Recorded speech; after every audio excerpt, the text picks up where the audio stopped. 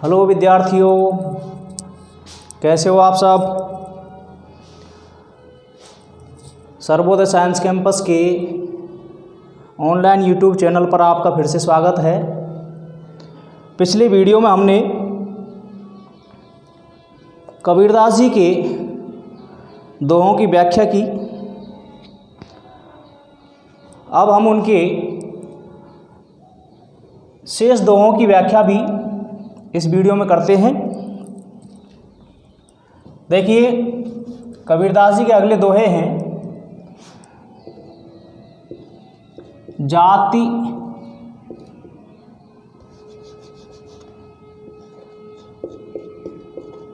जाति न पूछो साधु की,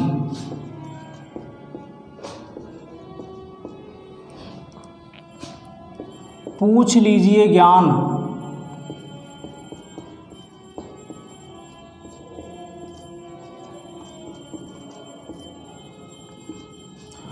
मोल करो तलवार का,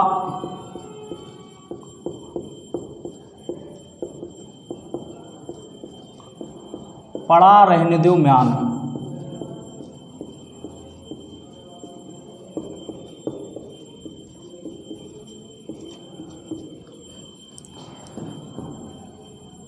संगत कीजिए साधु की,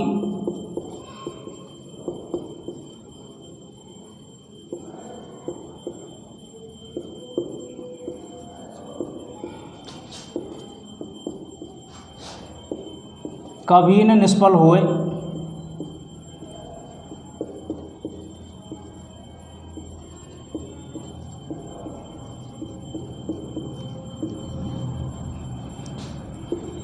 लोहा पारस परस्ते,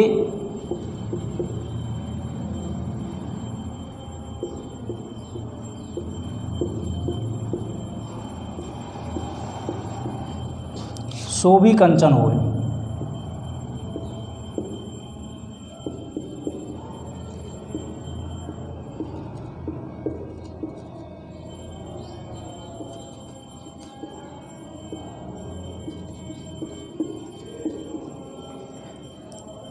देखिए, इन दोनों पदों में सत्संगति के महत्व को बताया गया है। क्या कह रहे हैं कबीरदास जी कि साधु अर्थात सज्जन व्यक्ति की कोई जाति नहीं होती, इसलिए उससे जाति पूछकर उसका अपमान नहीं करना चाहिए, बल्कि उनके पास में जो ज्ञान है उस ज्ञान को ग्रहण करना चाहिए, उस ज्ञान के बारे में पूछना चाहिए और उसे अपने अंदर ग्रहण करना चाहिए, धारण करना चाहिए। जिस प्रकार से तलवार का मोल करते समय म्यान आवरण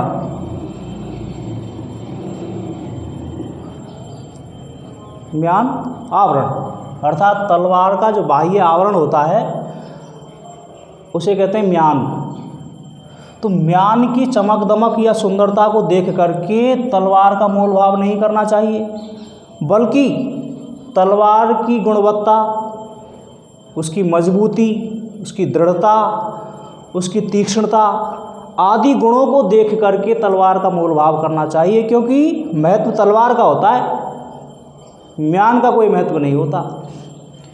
इसी प्रकार से जाति का कोई महत्व नहीं होता है, बल्कि साधु के ज्ञान का महत्व होता है। इसलिए हमें तो साधु से उसका ज्ञान पूछना चाहिए और उसे अपने अंदर धारण करना चाहिए।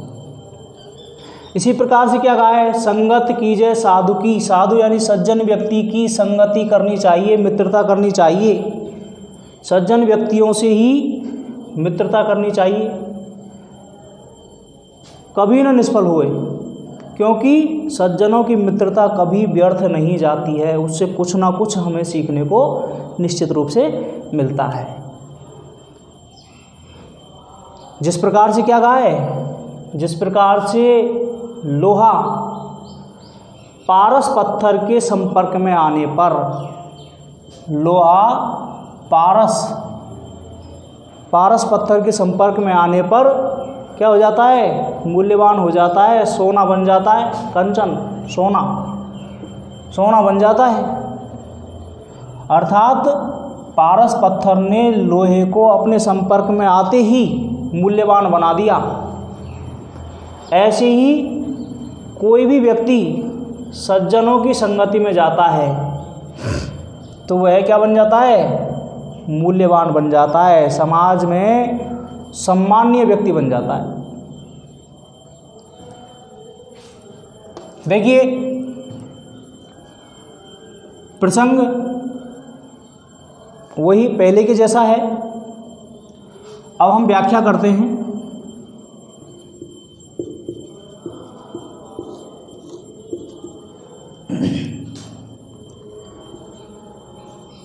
इस काव्यांश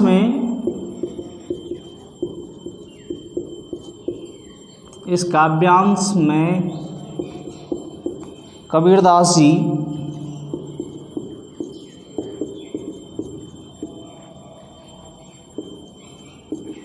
कहते हैं कि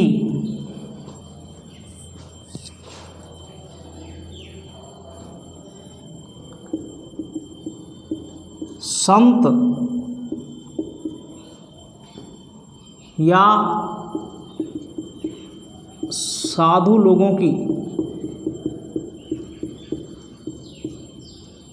कोई जाति नहीं होती।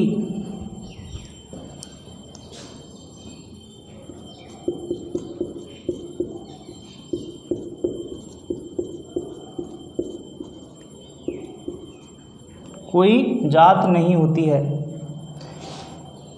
इसलिए उनसे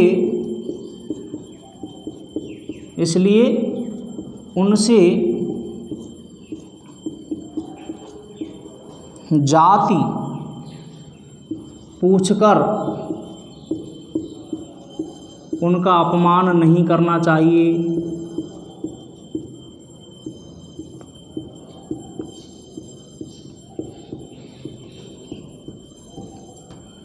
उनका अपमान नहीं करना चाहिए,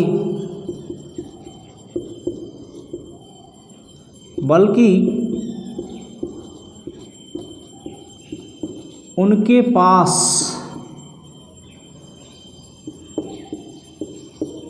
जो ज्ञान है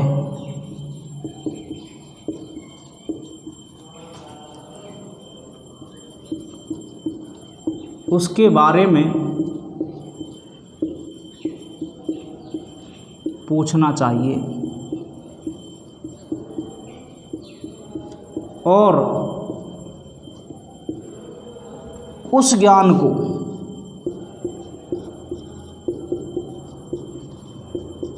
पूछकर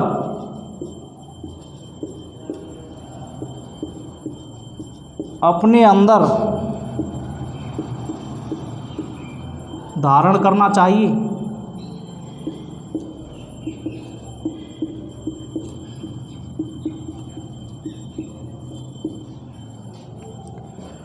जिस प्रकार से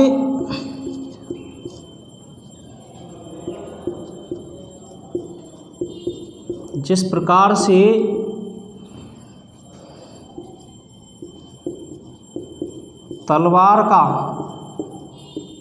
मोल करते समय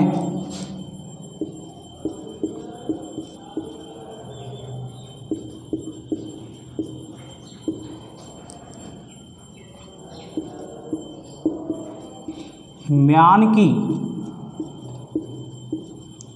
चमक दमक या सुंदरता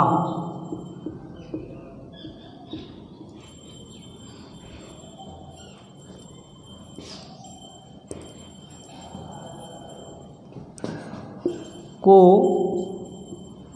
महत्व नहीं देना चाहिए,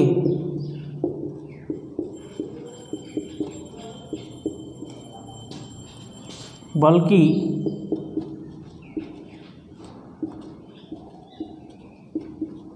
तलवार की गुणवत्ता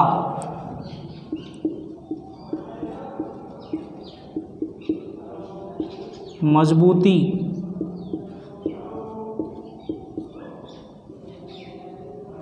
तीक्ष्णता,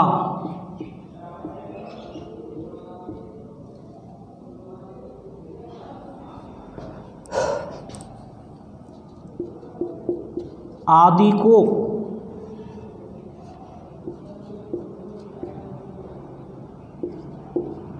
देखकर ही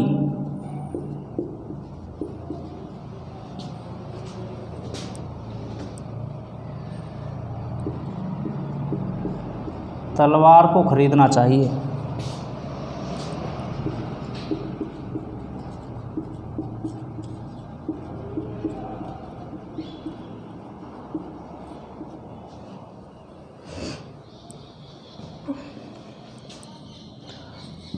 दूसरे पद में भी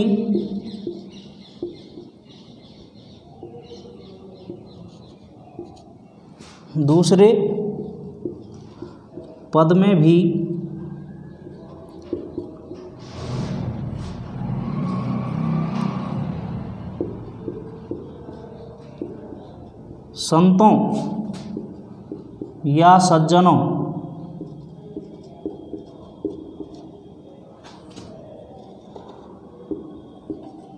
की संगति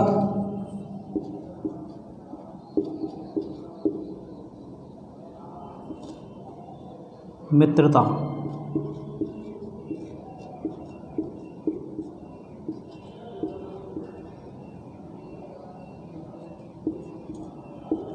करने की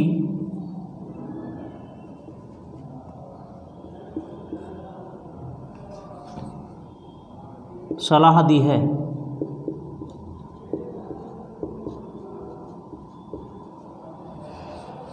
दूसरे पद में भी संतों या सज्जनों की संगत या मित्रता करने की सलाह दी है, क्योंकि सज्जनों की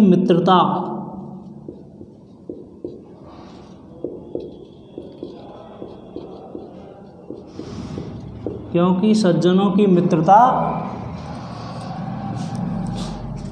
कभी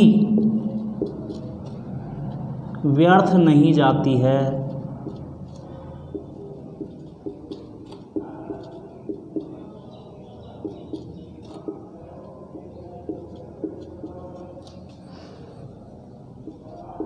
उससे हमें कुछ ना कुछ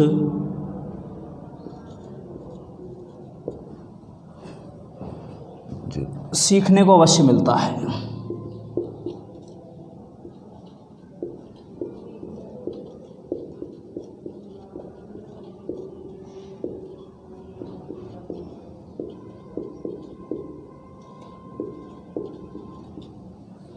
जिस प्रकार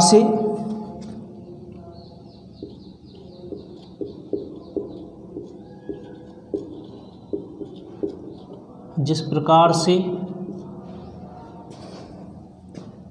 लोहा पारस पत्थर के संपर्क में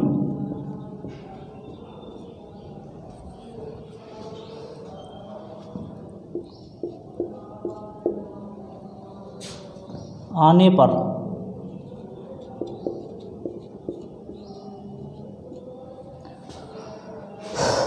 बहुमूल्य सोना बन जाता है।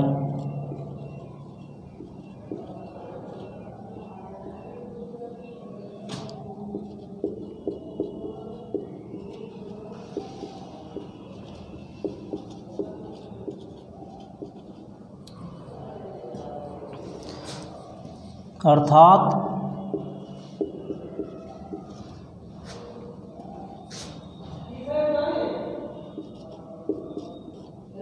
कीमती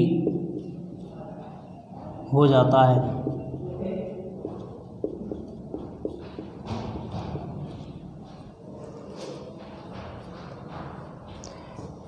ऐसे ही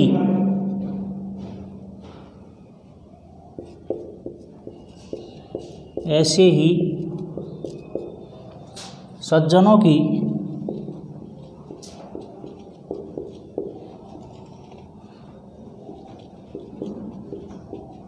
संगत में रहने से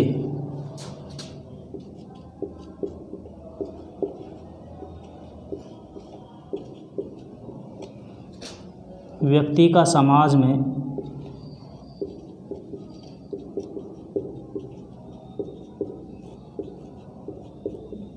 महत्व बढ़ जाता है।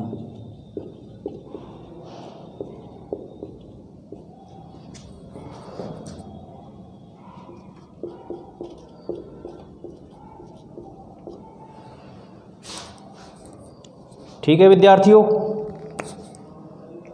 कबीरदास जी के दोनों पदों की व्याख्या हो गई। इसके बाद में विशेष लिखा जाता है और विशेष पूर्व व्याख्या के समान ही है। ठीक है, आज हम इतना ही पढ़ेंगे। शेष पदों की व्याख्या अगले वीडियो में करेंगे। धन्यवाद।